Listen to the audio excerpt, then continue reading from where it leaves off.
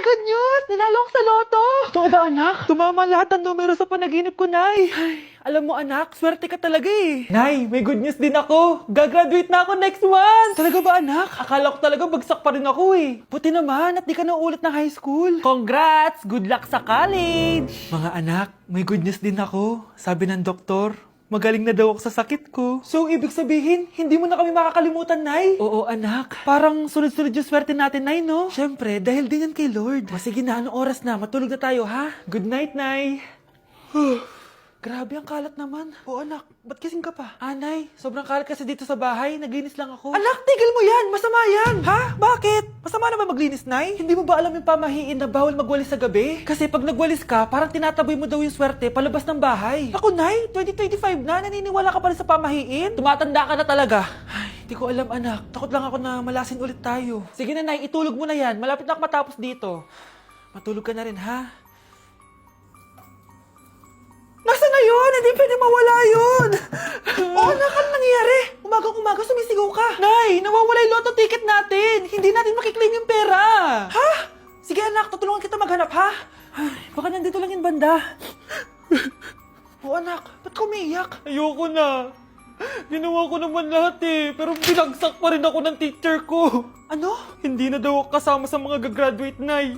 Lahat ng effort ko nasayang. Anak! Nay, magpahinga ka muna. Ako na muna bahala dito. Ano na naman nangyayari sa pamilya natin?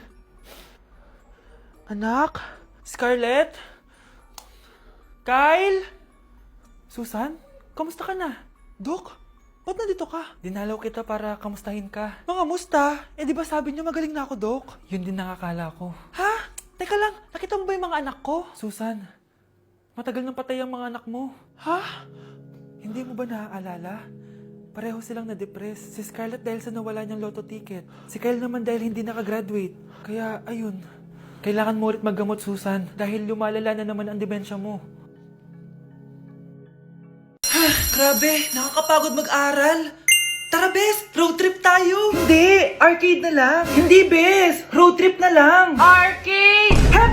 Away ng away eh. May share ako na bago na sure ako kung saan tayo magkakasundo.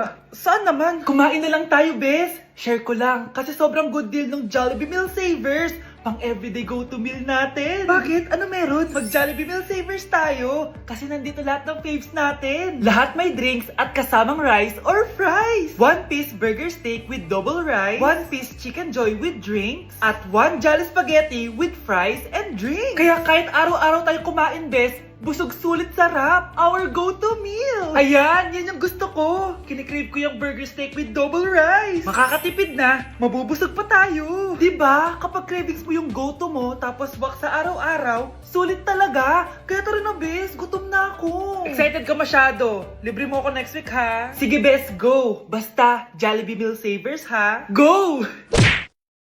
Anak? Oh, binilang kita ng bagong school shoes mo. Nay, okay pa naman yung shoes ko Eh, nakita ko kasing punit na yung gilid ng sapatos mo, anak. Baka mahirapan ka maglakad. Thank you, Nay. Anak ko, para sa'yo. Hala, Nay. Hindi mo naman po kailangan gumastos para dito. Kita ko kasing nahihirapan ka sa research nyo. Sana makatulong yan, anak. Thank you so much, Nay. Nasaan na yun? Be, nasaan na yung introduction mo? Hello, Be. Chapi ka! Aray, kinagat po ako na lamok. O anak, bakit sa labas ka gumagawa niyan? Nay, mahina kasi internet sa loob. Kailangan ko na kasi matapos to. Pumasok ka na dito, anak. Nagpalagay na ako ng Bida Fiber Internet. Nay, gumasos ka pa? Pasok to sa budget ko, anak. Kasi for only 888 pesos a month, meron na tayong internet with speeds up to 75 Mbps. Installation fee will apply, pero sulit na din kasi 8 na gadgets ang pwede mag-connect. Salamat sa lahat, Nay. Ginagawa mo magaan yung pag-aaral ko. Di bali, Nay, makakabawi din ako sa inyo. Love you, anak! Guys, mag-New Year na! Grabe, ang daming handa! Sarap! 3, 2, 1, Happy New Year! Anak, bumangon ka na dyan! Bilisan mo kumain, anak! Malinit ka na sa school! Excited ka na ba ulit mag-aaral, anak? Bakit ang bilis ng bakasyon? Gusto ko lang maging malinaw sa inyo na dito sa klase ko, ako ang nasusunod. Naintindihan? Ma'am, ito po yung assignment ko. Anong klaseng assignment to? Parang ginawa lang ng bata. Mababa lang grades mo dito, ah. Pinaghirapan ko yung assignment na yan. Sino ang pambansang bayani natin? Ah, ma'am, Scarlett. Ang pambansang bayani natin ay si... Oops, napakabagal mo sumagot. Ang pambansang bayani natin... Straight to the point ang kailangan ko sagot. Ayusin yung sumagot, ha? Hindi na kayo elementary. Opo, ma'am. Pinayagan ba kita kumain sa loob ng klase ko? Ma'am. Akin na yan. Kung ayaw niyong binabastos kayo, wag niyo akong bastusin. Ay, oo, be. Kain tayo sa labas mamaya, ha? Hala, galit na si ma'am. Umalis lang ako saglit, ganyan na kayo. First meeting pa lang natin, pinapakita nyo ng mga ugali nyo. Buti pa yung kabilang section, tahimik lang. Kayo na ata ang worst section na napuntahan ko. Kung kami ang worst section, ikaw ang worst teacher. Sorry po, ma'am. At dahil dyan, bibigyan ko kayo ng maraming assignment. Ma'am? Oh, Scarlett, kamusta ka? Sana ikaw na lang ulit teacher namin. Ang sungit ng bago naming teacher eh. Hayaan mo, next quarter, ako na ulit ang magiging teacher nyo. Talaga, ma'am? Thank you, Lord!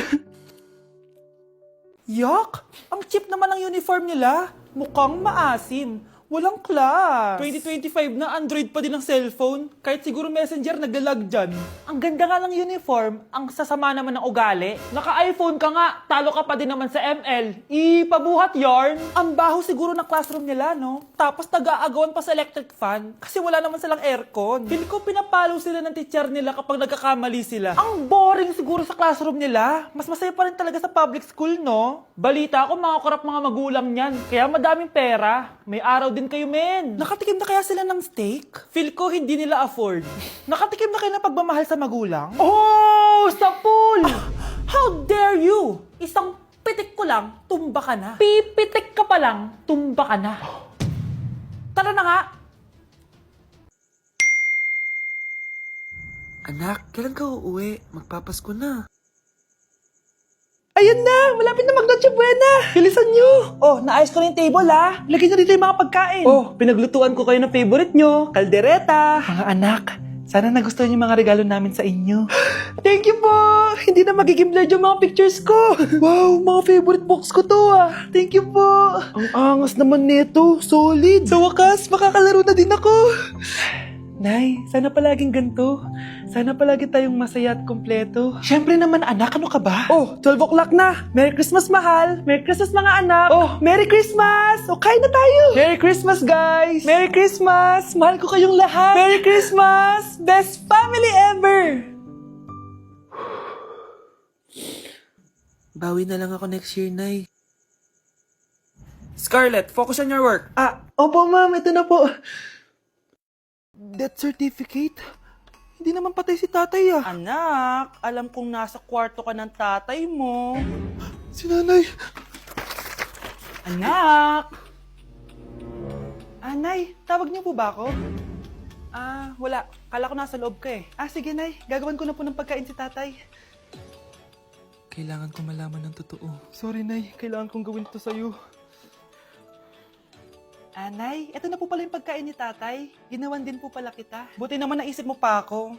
Thank you, anak, ha. Welcome, Nay. Mahal, kain na tayo. Gumana yung plano ko. Kailangan ko na humingi ng tulong.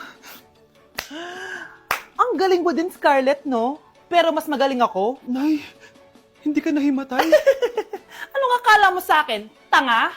Inamoy ko yung pagkain na binigay mo sa akin. At kaamoy niya yung lason na nilalagay ko sa pagkain ng tatay mo. Ang sama mo, Nay. Well, kailangan ko ang pera ng tatay mo. Inasawa ko lang naman yan kasi mayaman siya. Ipapakulong kita sa ginawa mo kay tatay. Sa tingin mo maniniwala sa'yo ang mga pulis? May CCTV tayo sa bahay. Kitang-kita dyan na ikaw ang gumagawa ng pagkain ng tatay mo.